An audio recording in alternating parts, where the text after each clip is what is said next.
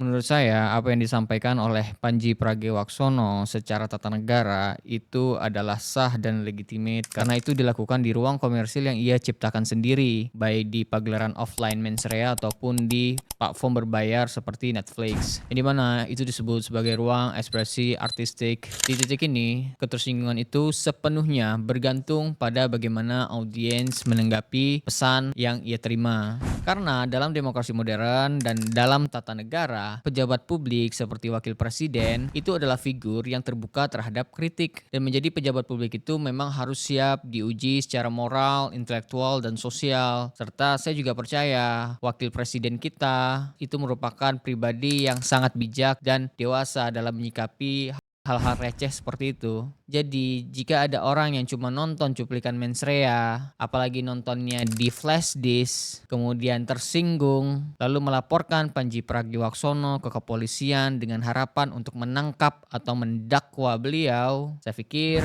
itu hanya bisa dilakukan oleh seorang penjilat. Sejarah justru menunjukkan bahwa humor adalah bahasa untuk menyampaikan pesan terhadap kekuasaan. Contohnya pada masa Abbasiyah, yang dimana di saat itu ada tokoh bernama Abu Nawas.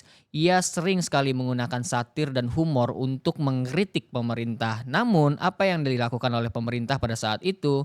Pemerintah pada saat itu tidak membungkam Abu Nawas, justru Abu Nawas sering kali diundang ke istana salah satunya oleh khalifah pada saat itu yaitu Harun al-Rasyid untuk didengar pendapatnya, didengar kritiknya karena dianggap bahwa humor daripada Abu Nawas itu adalah representatif yang jujur terhadap suara-suara sosial ataupun rakyat di masa saat itu. Di Indonesia kita punya Gus Dur, humor beliau bukan hanya untuk sebagai candaan tapi juga sebagai alat dekonstruksi kekuasaan.